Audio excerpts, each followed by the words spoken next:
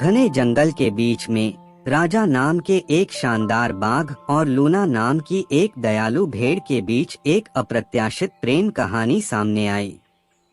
उनकी दुनिया एक आकस्मिक मुठभेड़ में टकरा गई, जिससे दोनों एक दूसरे की विशिष्टता से मोहित हो गए। राजा अपनी आकर्षक नारंगी और काली धारियों के साथ अनुग्रह और शक्ति के साथ आगे बढ़े। दूसरी ओर लूना के पास एक नरम ऊनी कोट था जो सूरज की रोशनी में चमक रहा था। उनकी प्रारंभिक बातचीत जिज्ञासा और आश्चर्य से भरी थी, क्योंकि वे सुरक्षित दूरी से एक दूसरे को देख रहे थे। जैसे जैसे दिन बीतते गए, दोनों ने अपने मतभेदों के अंतर्निहित खतरों के बावजूद खुद को एक दूसरे के प्रति आकर्षित पाया। जंगल जीवित रहने का स्थान था और प्रत्येक दिन नई चुनौतियां लेकर आता था।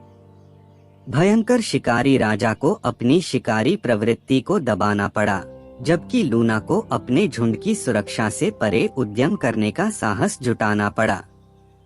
अपने अपने समूहों में भटकते लोग इस असंभावित संबंध के साक्षी बने। राजा के साथी बाघों ने अविश्वास से अपनी भौहें ऊपर उठाईं, जबकि लूना की साथी भेड़ें असमंजस में बड़बड़ाने लगीं।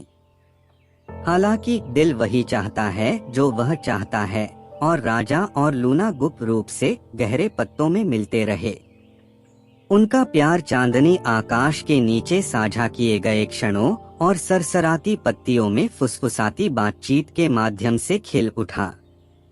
आमतौर पर अकेले रहने वाले राजा को लूना की सौम्य उपस्थिति में सांत्वना मिली, और आमतौर पर डरपोक लूना को अपने उग्र साथी की सुरक्षा में ताकत मिली।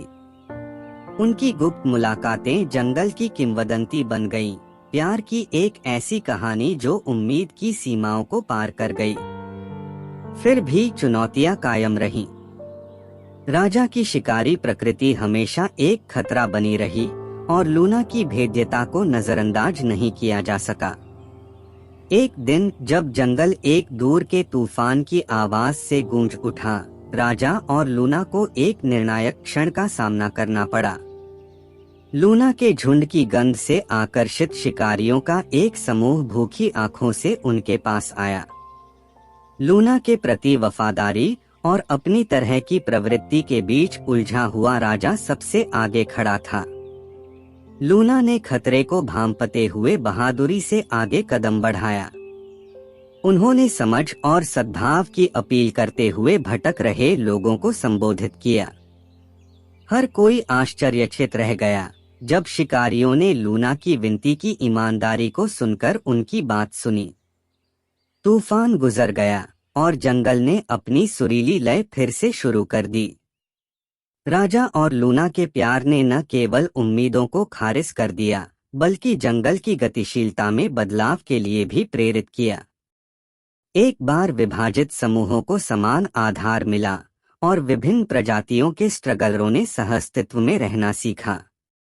जैसे ही जंगल में सूरज डूबा, राजा और लूना एक साथ खड़े हो गए, जो एकता और प्रेम का प्रतीक था। उनकी कहानी पेड़ों के माध्यम से गूंजती है, सभी प्राणियों को याद दिलाती है कि कभी-कभी सबसे अप्रत्याशित स्थानों से सबसे असाधारण संबंध